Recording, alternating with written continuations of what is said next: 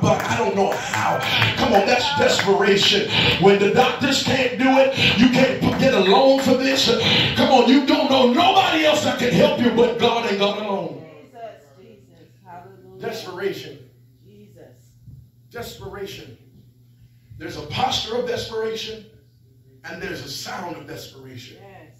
This woman fell at his feet and she continued to persist in spite of what may have came off to her as an insult. Yes. Jesus was not trying to we wasn't trying to insult her. He was testing her faith. For he that cometh to God must believe that he is God. And he's a rewarder of them that diligently or desperately seek him. When you're diligently seeking after something, you're desperate to find exactly what you have need of. Like Jesus told the parable of the woman that had the mites or whatever she lost in the house, and she swept all over the house. She was diligently seeking for that thing that she lost that was valuable to her. In other people's eyes, it didn't look like much. It wasn't much to them. But to this woman, she valued that thing that she lost. So she searched and searched and searched and looked all over until she found the thing that she lost. And I'm telling you today that you cannot stop praying. I said it 2 weeks ago. You got to pray until something happens. God responds to persistence. God responds to desperation. You got to keep on seeking. Yes, Lord, that seek me shall find me when you search for me with all your heart. God is not Santa Claus sitting on heaven's throne just throwing out blessings to anybody that asks. Yes, you gotta ask, but you gotta ask in faith, believing, and sometimes you gotta persist. Yes. Amen.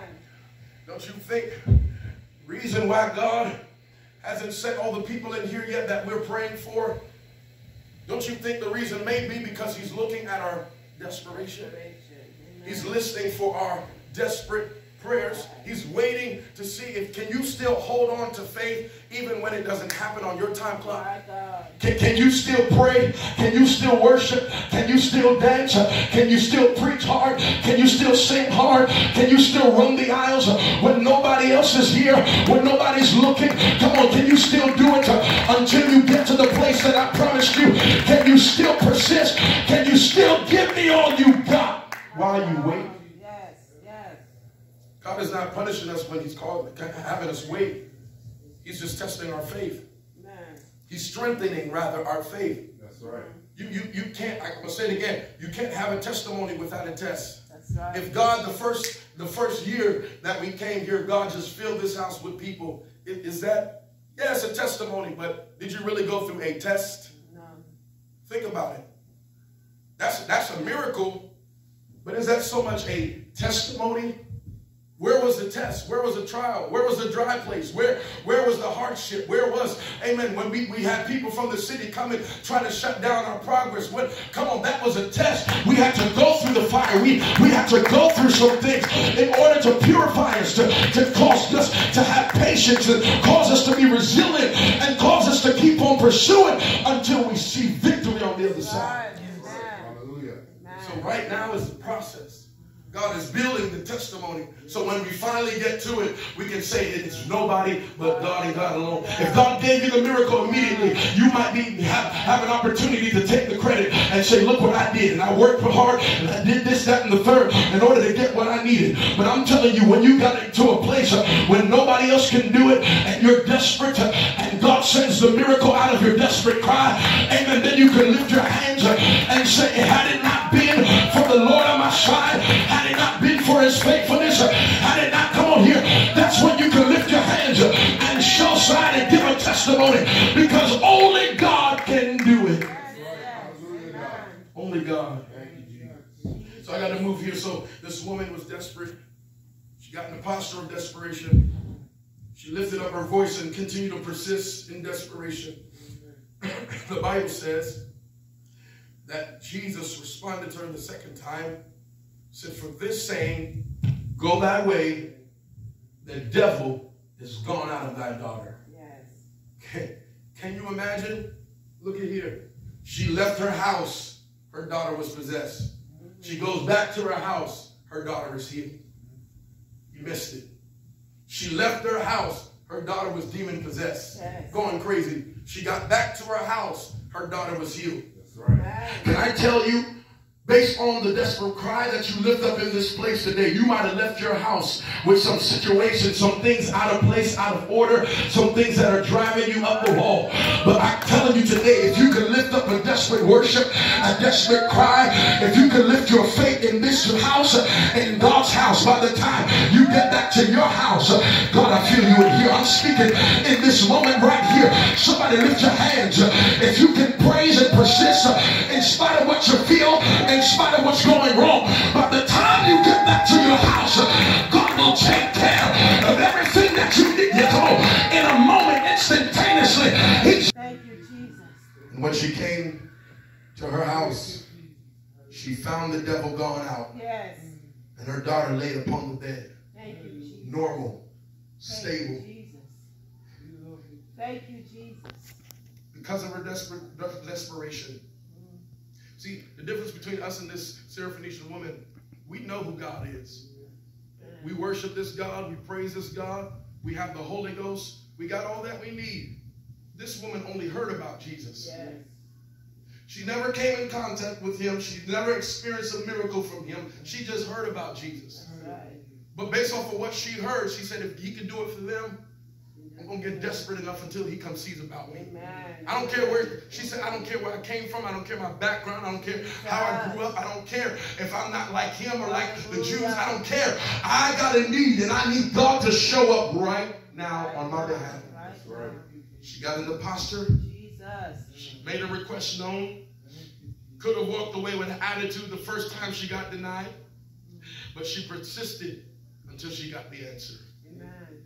She persisted until she got the answer she was looking for. Amen. And now we come to our text today as I hurry to a close. And again, departing from the coast of Tyre and Sidon, Jesus came unto the Sea of Galilee through the midst of the coast, Decapolis. So now Jesus is on a move. He's moving. He's moving. Yes. He's never standing still. He's a moving God. He's always moving. Jesus was moving and healing and performing miracles. And go everywhere he goes, his fame was spreading abroad. And people were hearing more about this Jesus that is healing the sick and raising the dead. Who's this Jesus? So people, when they heard about it, they want to go see what this noise is about. What's all this ruckus about? When they heard it, they went to where the sound was. Amen. That's how we're going to draw people to this house, because they're going to hear a sound. God, I wish I had this mic on. I said the way they're going to hear about it, they're going to hear a sound. The way they're going to hear about it, we're going to go out into the neighborhoods, the highways and byways, and let them know that miracles happen here, that healing happens here. If you need a breakthrough, you can get it here at Apostolic, Refuge, Tabernacle. When they heard, they followed what they heard. My God. Right. People don't want to go to a place that's standing still, stagnant, dry, nothing's happening. I said it before, I'm going to say it again. God said, you got to make the first move. Yes. Before I send the outpour, before I send the laborer, God said, I want you to make the first move. Before I send you the blessing, before I send you the check in the mail, before I take care of everything that you have need of, I want you to make the first move. God is looking for your response. God, you have a responsibility to make the first move. Don't expect God to just drop everything in your lap and give you everything you want in me. No, no, no, baby. You got to make the first move and determine within yourself that I'm going to worship hard, I'm going to praise hard, I'm going to commit myself to the kingdom of God and to the kingdom business. I'm going to be faithful to his house. I'm going to be faithful in prayer. Whatever it takes to get the miracle, I'm going to be faithful. That's right. Hallelujah. If I'm faithful over a few things, God said he'll make you ruler over many things. So now Jesus is moving. He comes to another situation. And they bring unto him one that was deaf and had an impediment in his speech. They beseeched him to put his hands upon him. They didn't tell us the name of this individual. They didn't tell us if it was a child or an adult. The Bible doesn't give us all of that. It just says this was a person, an individual that was deaf, had an impediment of speech. Couldn't talk right. Couldn't talk straight. So they brought him to Jesus. They get all kinds of needs. came to Jesus on his time on the earth, his 3 years of ministry on the earth, people brought all kinds of needs to him. Yes. There was nothing impossible with Jesus. Amen. And they brought him and wanted him to lay hands on this individual. And he took him aside, hear it, from the multitude. He took him away from the crowd. Because, you know, sometimes people will just come around and want to see, and it becomes a magic show. They want to see and observe and see what Jesus can do. Let's see what else he can do. Let's see what else Jesus said. No, that's not how I'm going to do this one. I'm going to take him away from the crowd. Yes. Because there was times when Jesus performed miracles in front of people. But oftentimes people didn't understand his method and how he did things and why he did things. Like that time when they brought this man sick of the palsy. He was sick on his bed. The 4 men brought him through the roof, put him before Jesus. And look how Jesus did it. Before he healed him, he forgave him. Right. And it caused the people around in that building to start questioning and say, who is this man? Who does he think he is? Who does he think he is to heal the sick? Only God can heal the sick. Not understanding that he was fully God and fully man. He was God manifested in the flesh. They could not understand or comprehend the method of Jesus. So this time, in this particular text, Jesus said, I'm going to pull this young man, this person aside. Right. And I'm going to perform this in secret. The Bible says, and he took him aside from the multitude and put his fingers in his ear. Okay, I can get that. That makes a little sense. And he spit. Wait a minute. This is out of the ordinary. This is a strange way to heal somebody. But again, had Jesus done this in front of people, it would have gave them room to question his method. Right. But I'm going to say it again. Don't question how God's going to bless you. Don't question the method or who God uses to bless you. It's not your responsibility to know the how, the what, the when, and the why. Your responsibility is to trust in the Lord, to lift your hand and say, God, I believe in your power, and however you decide to do it, I'll be satisfied. And I promise you, when you get the healing, when you get the blessing, and when you get the miracle, it won't matter so much how it happened. It won't matter so much who God used and what method God used to bless you, because you will be enjoying, amen, the fruit and the blessing that God bestowed upon your life. I came to encourage this house. Don't be surprised who God uses, amen, to win this whole city. Don't be surprised who God uses. God can use a drug addict. God can use a backslider. God can use a homosexual to be saved and transformed and to win the whole community. Don't you question how God's going to do it. All you got to do is say, God, however you want to do it, we say yes, yes. Somebody lift your hands and say yes. Yes, yes to your will, yes to your way, yes to your plan, yes to your method. Come on, tell them yes. Yes. Hands and touched his tongue. Now, they didn't tell us the response of this individual, but a lot of us bougie folk, if somebody you never met before, because I mean, I'm sure this young man didn't know who he was, right? Heard of him, but he didn't know that he was all powerful, all knowing, all seeing God. He didn't know that. So he could have got an attitude and said, wait a minute, wait a minute, don't do that, don't touch me, you spit, don't do that. But he didn't care. The Bible doesn't tell us his response, because I'm sure he stood there, he said, well, if this is how you're going to do it, I'm going to just stand here and accept it. He was in a condition that he needed a miracle right now. He was in a state, there it is, he was in a state of desperation. Yes. Desperation don't care how you're going to get out of it. You just want to get out of it. I'm going to say it again. Desperation does not care how you get out of it. You just want to get out of it. If somebody throws you into a river right now and you can't swim, and you're paddling and you're gasping for air, you're trying to get your head above water, you don't care who comes to save you. You don't care the face of the individual that's coming to save you. You just need saving. You're going to cry out, you're going to scream, you're going to reach for something, and as soon as you see something tangible that's reaching for you, you're going to grab for it. Why? Because you're desperate. It could be your worst enemy that's coming to save you. Imagine somebody that you got problems with, issues with, you don't deal with no more. And imagine they're coming to save you. You're going to say, nope, I don't mess with you, so no, I'm just going to die.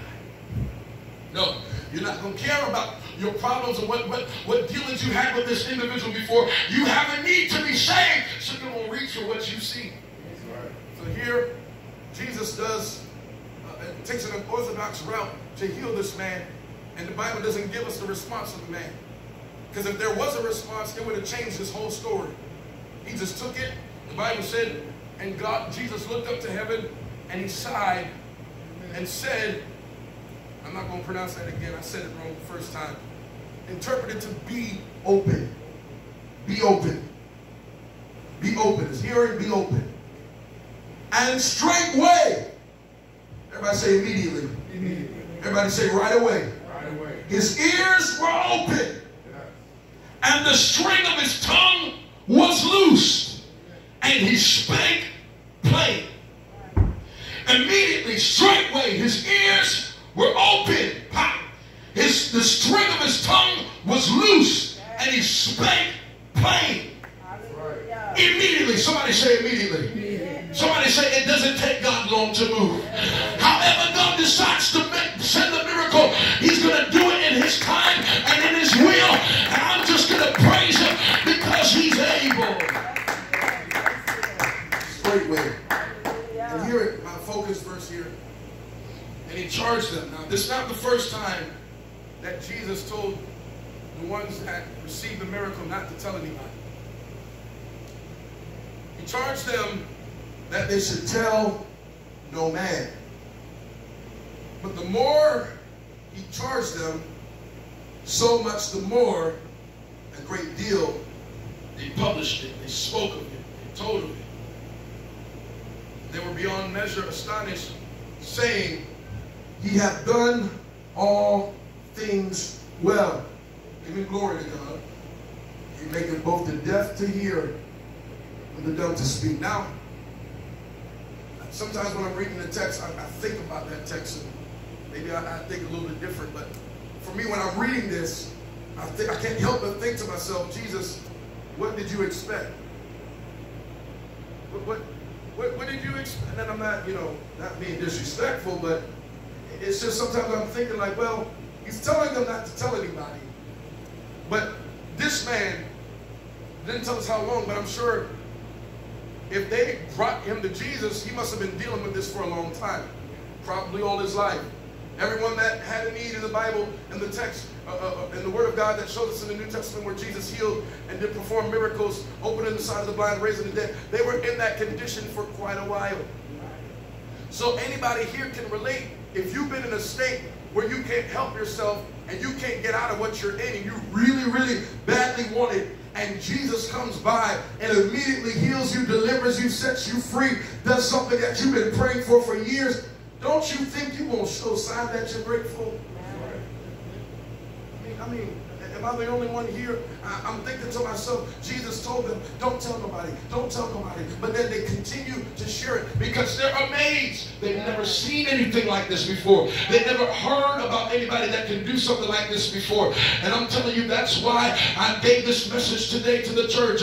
I can't keep it to myself. I can't hold this testimony to myself. No disrespect to you, Jesus, but this thing that you did for me, I don't know how you did it, but I'm grateful that you did it. I don't know why you did it, but I'm grateful that you did it. I think we as a church got to get back to testimony service where we can stand and declare the goodness of the Lord and what God has done for you.